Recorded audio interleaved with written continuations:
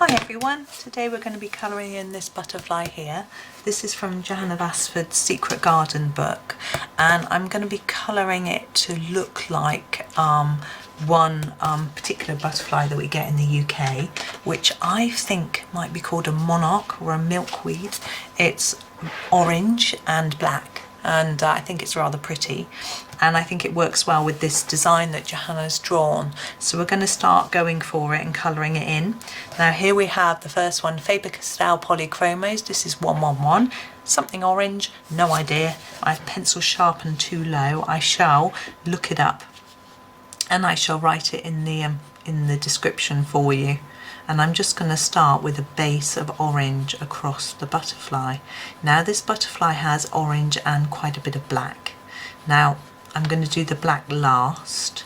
Now I'm going to apply the black on top of the orange once I've done the orange. The reason for that is because I want to shade the orange through, and it's easier to do that on a larger area. So I'm going to just pretend I'm not going to do the black to start with, pop all the orange on, shade it through, and then go over the top with the black in quite hard burnishing, and it should write over the top. You can see there's already some black on here that Johanna's given us, which will help towards the final effect. Now the middle of the butterfly is also going to be black, the body, so we're going to leave that as well. Now I do sometimes do my black first, but I don't like to layer down a lot of hard black at the beginning because it can be quite smudgy, particularly if you're using a softer pencil. Polychromos are quite nice for not smudging a lot, but other brands do. Things like Prismacolors and the Derwent Lightfast can be quite smudgy. Right, so you see I've just done a colour all over, and I've used a directional stroke to the direction of the lines on the wing of the butterfly. And now I'm going to use a darker colour orange. So my next one up is my orange glaze 115, so I'm going to use that one. And what I'm going to do is I want it to be quite intensely dark towards the centre of the butterfly and lighter as we go out towards the ends of the wings.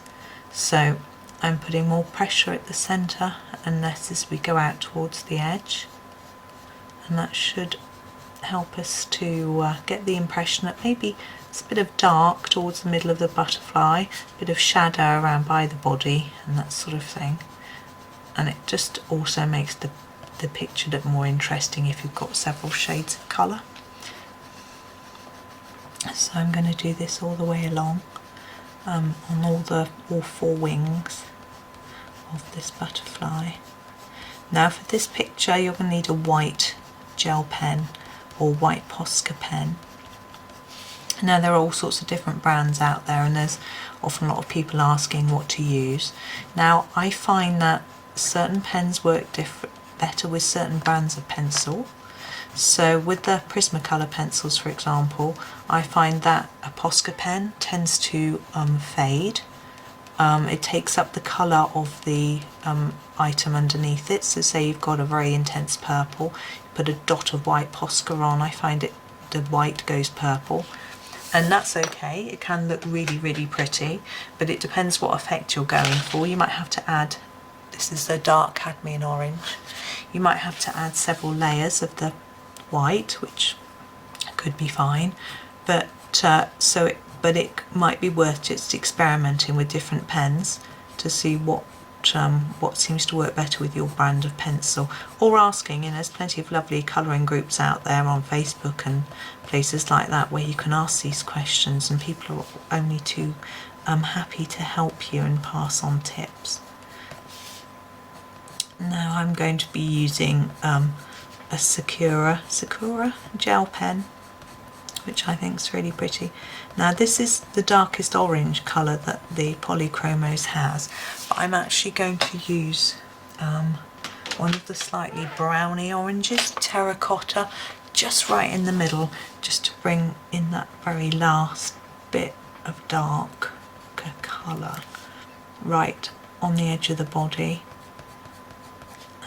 You could even sort of use a brown here just to bring in some shade, which I think I'll do. I'm just leaving all my colours on the desk so I can write down for you what I'm using. Now this is the burnt umber, and I'm just going to use a little bit of it right in the middle. Now you can see I'm just using the very smallest amount. Now what I find with polychromos is you need to go in with another layer at least. So we're going to go back over the top of these, but we're going to do it in reverse order. So now I've done that very, oops, rolls across the desk. I'm going to now use the terracotta again on top and just go back over the area that you used the terracotta on before. You might want to take the area out a little bit wider this time. Just go with your instinct and what you think, how you think it's developing and looking. And then back to the dark Cadmium Orange. This is a very nice long pencil. I've only just, I've only just got a new one out because I had a little tiny one that I was using up. Now you can see I drew on my page, which can be quite irritating. I should be able to rub that out though, which I shall try and do in a minute with my lovely little Tombow rubber. This is my Tombow mono eraser. You can see it's rather like a mechanical pencil. You press the end and a bit of rubber comes out. Because it's nice and small, it can get into all the little detail areas. So if I wanted to rub out up here, I can get there. Of course you can use a normal rubber and cut it into pieces, and then you can cut yourself a small piece. That hasn't come off completely, but that looks better. Right, now we're going the orange glaze. Now I feel this is quite pale around the edge, so I'm going to take this out a little bit further.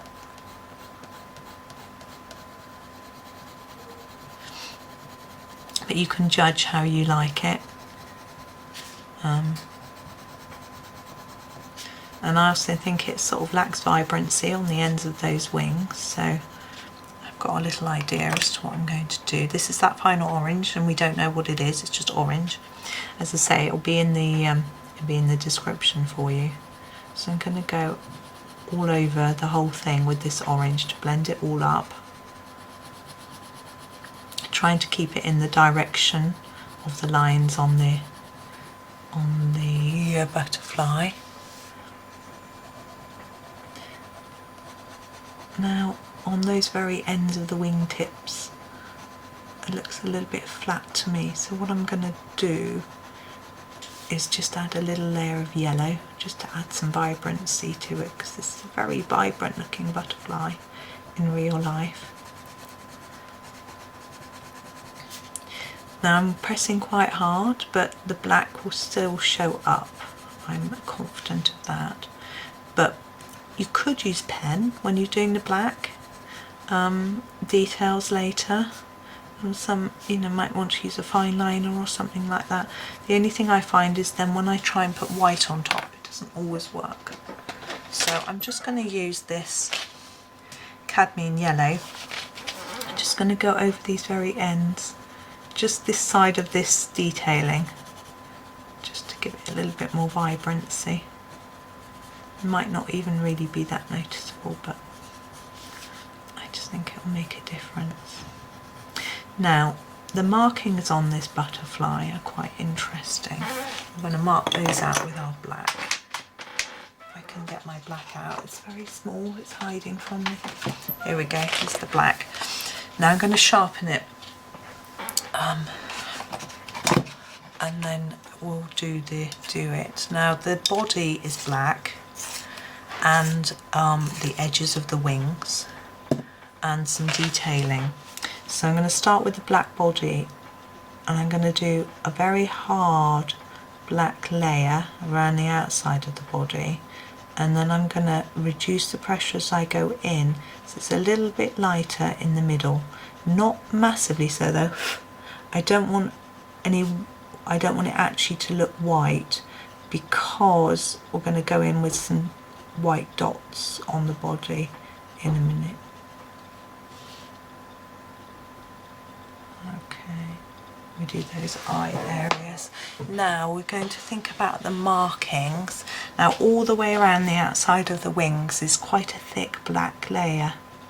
So we've got this black line marked here, which I'm going to go over this line, but this isn't as thick as the marking on the real butterfly, so I'm going to take it in a tad more so it's a bit thicker. It's because we're going to have to do some white pen on there, and it will give us more of a base for that.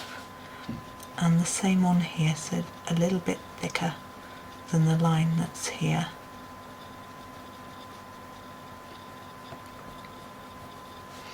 And all the way around to the edge. Now they're going to do the same on the other side. So just bring it in a little bit. Now I'm really pressing very hard with this black pencil, pushing the black really into the page a lot, burnishing it down. Now I know that this paper in this book can take this sort of pressure, but you might want to do several layers just to be absolutely sure, or do a pen, as I said, to get that intense black colour. It's up to you. And there are other brands of black pencil that might do a darker layer than this. There we go.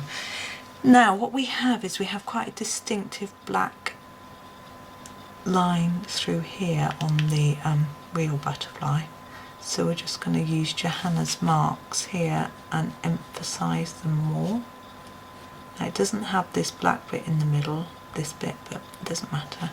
And it has just sort of veins, lines coming out, so we're going to use some of the lines that Johanna's drawn for us and take them right out to the edge.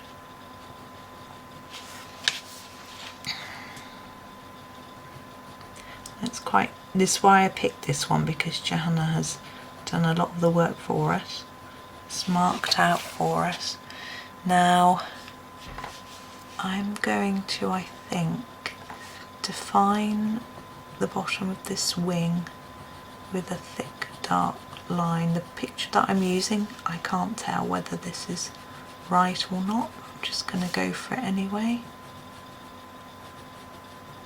You have to trust your instinct a little bit, as you're not copying precisely what it looks like. There we go. And now on the bottom wing, I'm just going to follow every line that's there, going right down to the edge. That's it. And the same on this one, and then we can start having some fun with our gel pen. Now the butterfly has got little white dots. Sorry, you might not be able to see this very well, but I can't get the angle from underneath. I am just literally following the lines that are there for us. There we go. Now our white gel pen, as I say, I used the Sakura Jelly Roll with the 08. They're a different sized, the 08 refers to the size of the tip. There are different sizes. I find this one's fine. Now we have dots all along the edge of the butterfly. I'm just going to randomly pop dots on all the way down, and I'm going to go all the way down to the bottom. It also has dots on its body, so we're just going to freckle it a little bit, and then dots around the edge. All the way. These are quite random. I'm not trying to match them side to side. You could do if you wanted to be really accurate, but there we go. And there he is. Hopefully you can see all those dots. Now you could put some dots on these black areas as well, but I think I'm just going to leave it so the body really shows up. And there we go. There's our butterfly. I hope you enjoyed that one, and thank you very much for watching, and happy colouring.